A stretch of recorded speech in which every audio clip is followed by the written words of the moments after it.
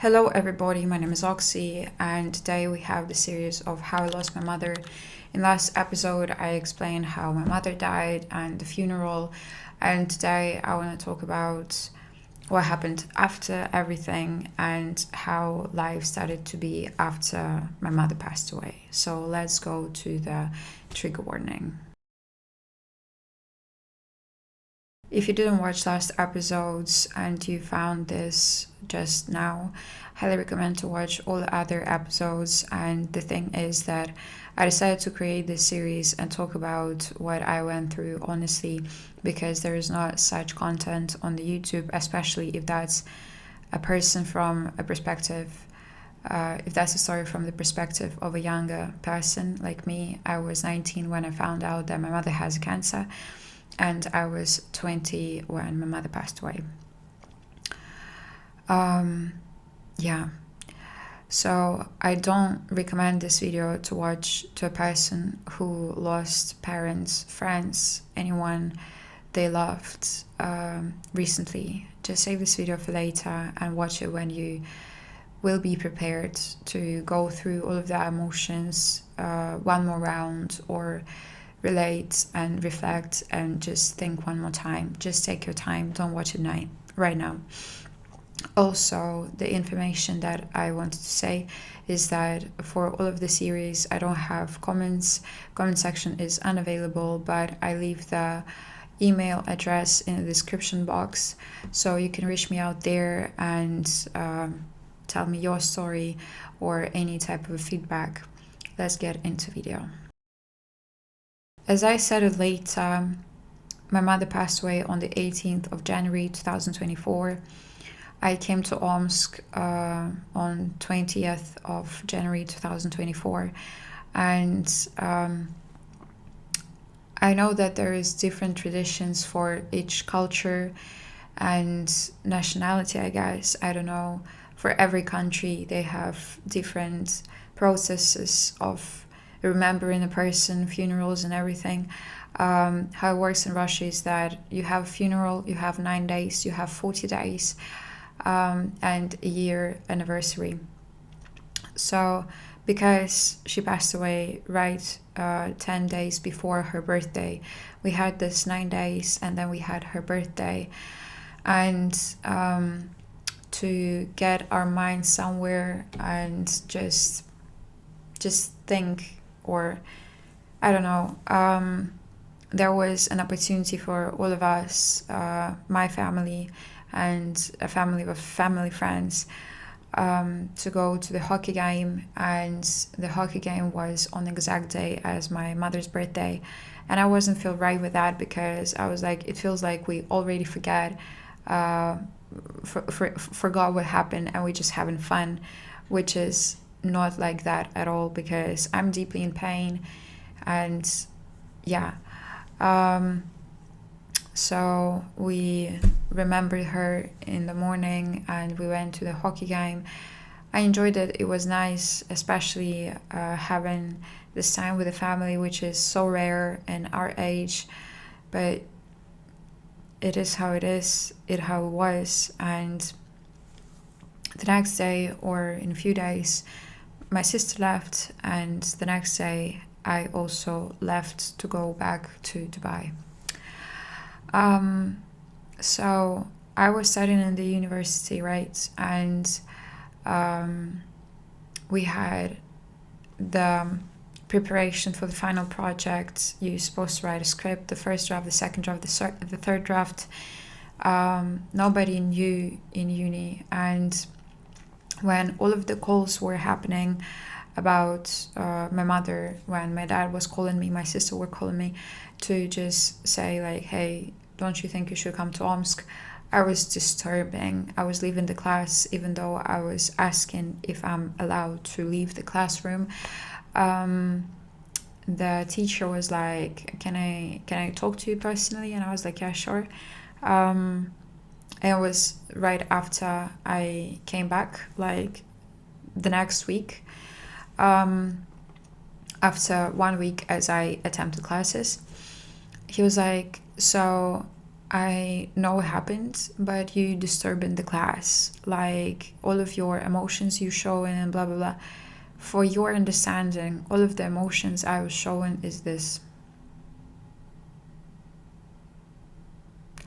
The whole time, because it just happened, all of my thoughts and feelings, they're all only about the situation that happened. And I can't be happy, I can't be in the process, I can't be like having fun and blah blah blah. And I was like, what the fuck is this person talking about? But whatever.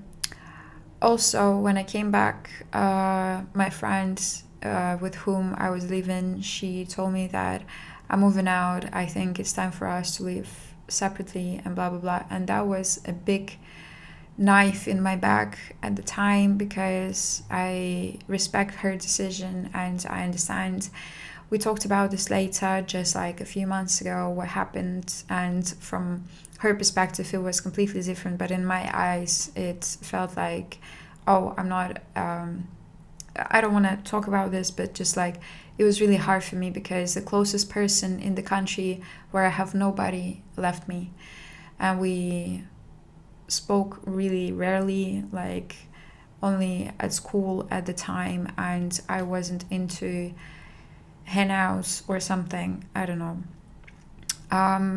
Another thing is that I had my bachelor degree in Russia, and at that time I was on the year 3, and I had my winter session. So I had to get my exams. I had to pass all of the tests, write essays and blah, blah, blah. And I couldn't be bothered, I swear. I was missing all of the deadlines, and I reached out to the person who is responsible for all of that, saying that this situation happened and I'm deeply sorry, but if you can give me another deadline or just a bit more of a time, I'll be so thankful, because I can't do that anymore.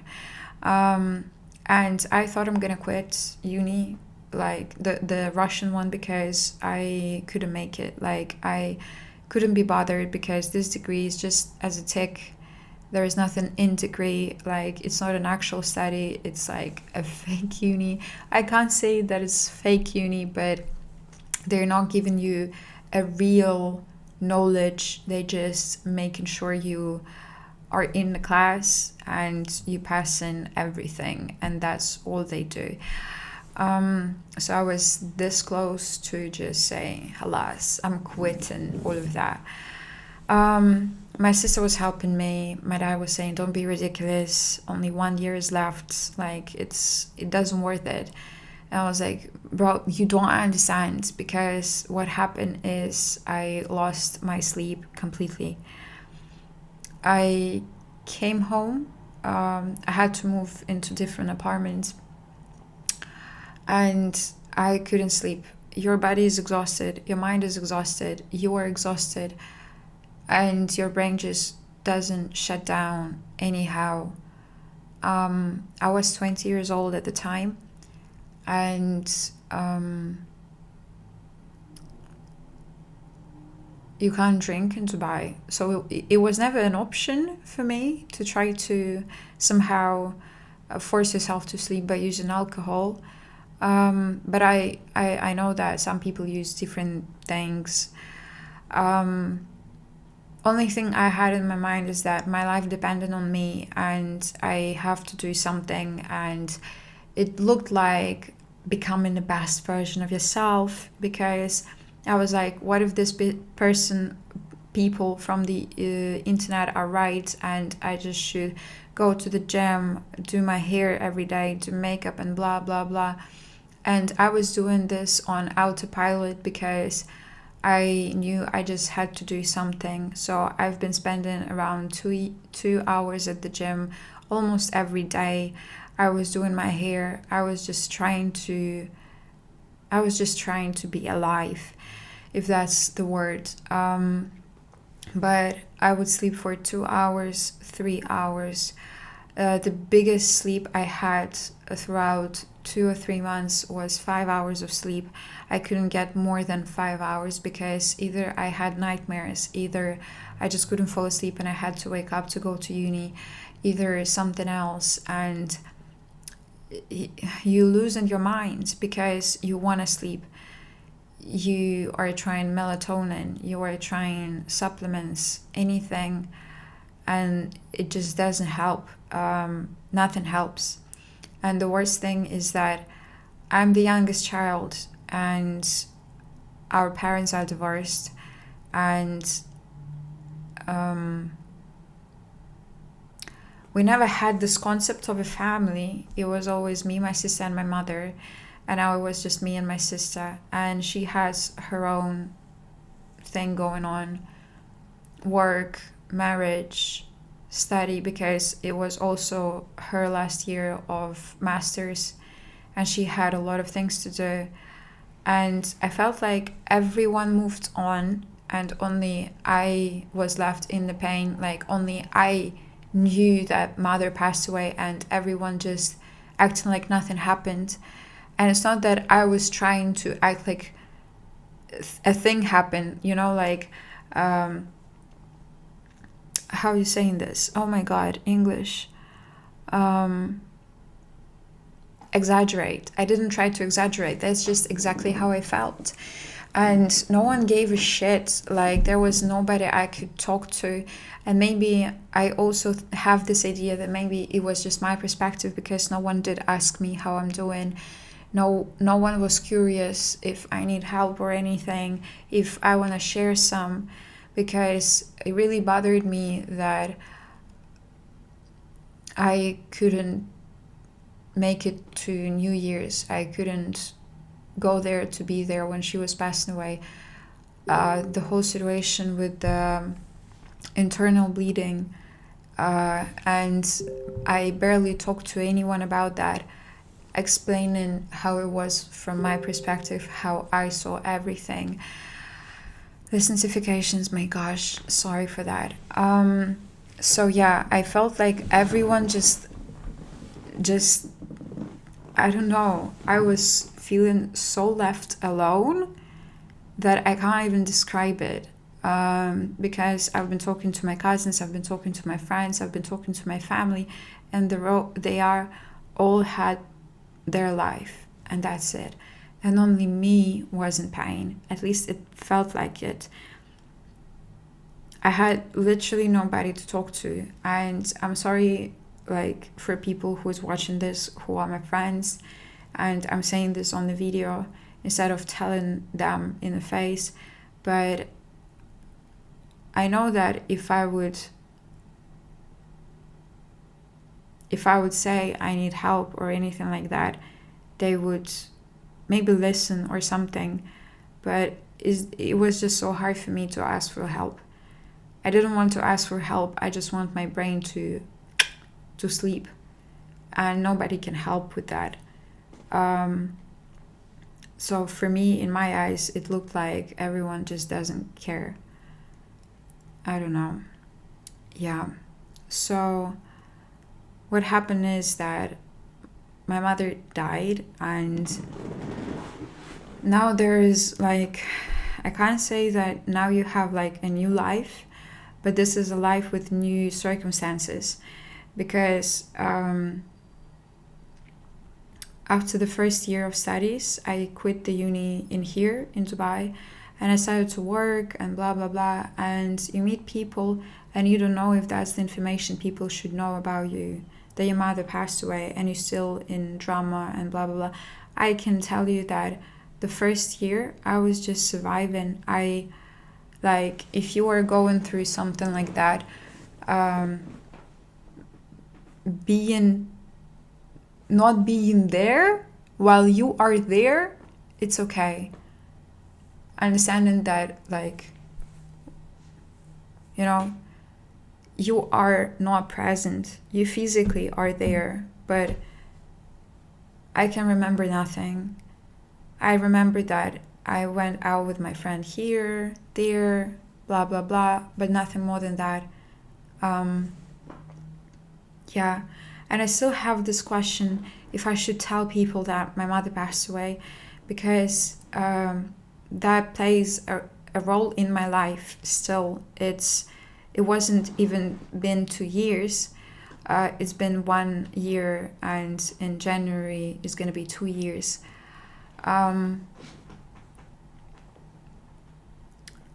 Like, because it's kind of my identity as well, because it hurts me still. I still cry a lot. I still can't sleep from time to time. I have nightmares. And people who would just be around me, not 24/7, but often, they would ask me like, what's wrong, and I can't be honest, and I don't know if that's something, because if I say nothing, my mother just died, not just, but like my mother passed away, and I'm still going through, like, I don't know, it's weird to say, and I still have questions in my mind about everything, if I should do this and that, because I had a few situations, or situationships, how you calling them, and I was like, I don't know if that's a thing I should share, because like when you talk to a person for like 2 months, and in this 2 months at least I'm gonna have one mental breakdown about my mother, and a person will not understand what's going on with me. And if I bring in this topic, it means, in my mind, it means that I want to talk about this, like I'm talking to you, like explaining the whole story and blah blah blah, because this is something that matters to me, and I want, if I'm doing something with a person, like trying to build relationship or anything like that, this is part of my story, and I wanna explain everything. And because you don't trust these people yet, it seems like unnecessary thing. You know what I mean? Yeah. So I went to therapy. I didn't admit I needed a therapy, and I wasn't ready for the therapy at the time. Sometimes if that's just happened, maybe you just should stay by yourself for a while. It's not recommendations, nothing. It's just how it was in my case. And I wasn't ready to share. Only thing I wanted to talk about is that, for fuck's sake, my mom died, and how bad I feel. Because only few things I could say is that I don't have sleep. I hate everybody for leaving me alone. And that nobody acts like she passed away. That's just ridiculous. I'm sorry, guys. I still can't make it up in my mind. Like, how was it possible? If that was just my broken perspective, or it was just like that, I don't know. Because when I met a person from my life and she knew what happened, she would just be normal. Nobody would say, I'm sorry for your loss or anything like that. And in my mind, it's just something that must happen. I don't know. Anyways, so life doesn't stop, and that's the worst thing about it. You have to leave. I don't know what I'm trying to explain with these words, because it's not how I have this idea in my mind. But the thing is that only thing I was dreaming about is that I can pause the time and just to fuck off from exams, because I was running out of time. Another uni, people, and my sleep. I wanted just to pause the time and life, because I couldn't keep up with the idea that everyone moved on. That just sounds ridiculous. I don't know, in my mind. Yeah. So with the time, I don't know. Of course, throughout the first year, I had moments where I was doing better than usual, but sleep constantly was the biggest problem. And when I say sleep, people don't understand it. They don't give a damn about sleep, while the sleep is the main part of your health in my brain. That's how it works, because sleep is the recovery time, is the post time, is everything time. If you don't have sleep, you are literally going mad. Your whole body stop working the way it should and stop fucking you over. Start fucking you over. You literally become mad, like mentally. You becoming sick because you can't sleep. And that's what I truly felt very much. And I started to do therapy. And I was doing therapy for like a while, like 2-3 months.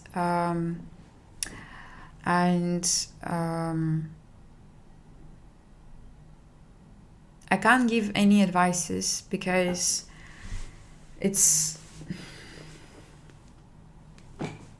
I knew the therapist.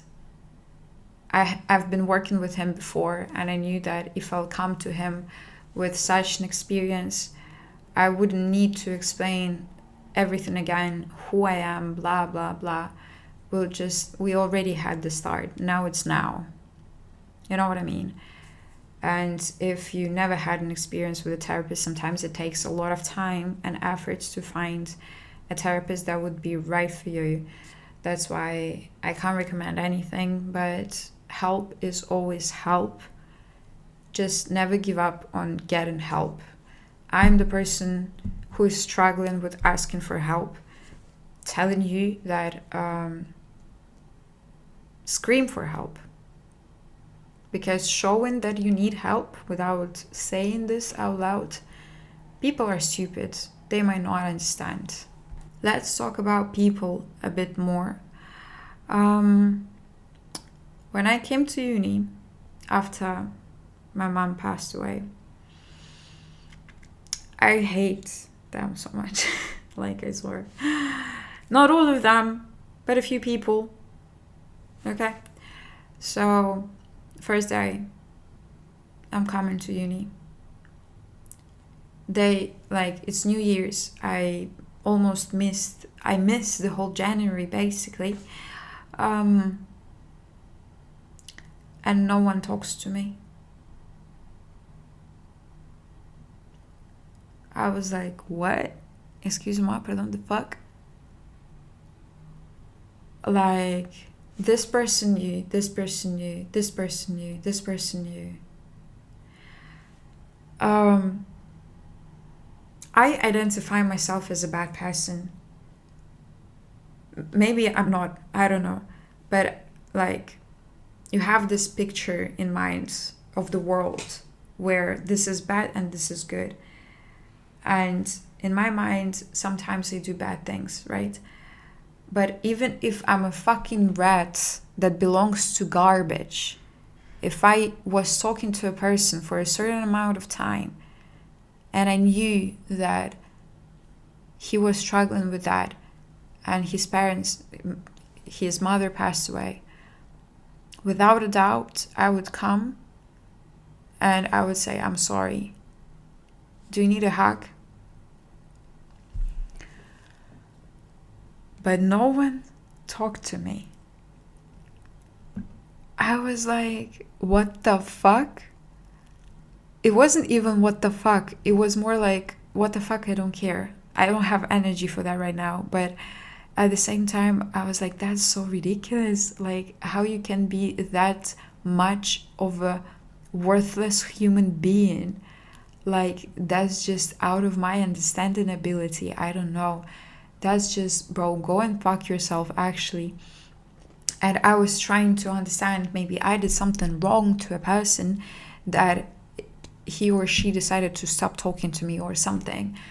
but it was literally everybody. And I was like, what happened? Only 2 months later, I found out what was happening. And actually, I was a problem, because this is not the topic of the video, but whatever. These people, fuck them. Also, another thing that I mentioned is that when I said that if I stopped talking to a person and I found out that something like that happened, I would reach him or her out and say like, I'm so sorry, do you need a hug? Being all alone destroyed me.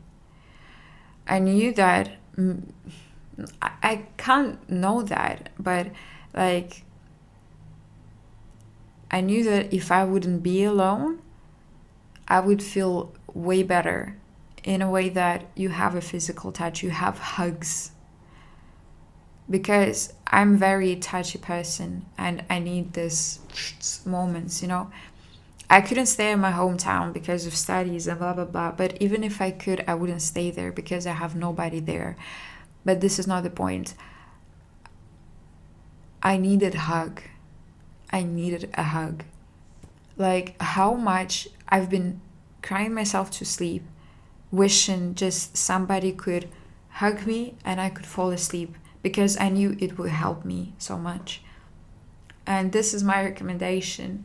If you're going through something like this, or your friend is going through something like this, ask your friends to just come over for one night and just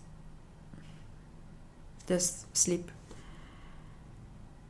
Or if you are a friend and your friend is going through the same thing, just offer that if he struggles with sleep, saying that I can be just there because I'm living alone. This emptiness gives so much pressure, and understand that like that's just you and your thoughts. And yeah, I'm gonna finish this video right here, and I want to thank you for watching this video. We have a few more things in the future, so as I said, if you have friends who's going through similar situation, send them this video or series because it might help. Or if you are a person who's going through the same thing, I really hoping for the feedback from you. The comment section is unavailable on the series How I Lost My Mother, but you still have my email address, so I'm waiting for your email. Thanks for watching. Like, subscribe. Hope you're well. Love.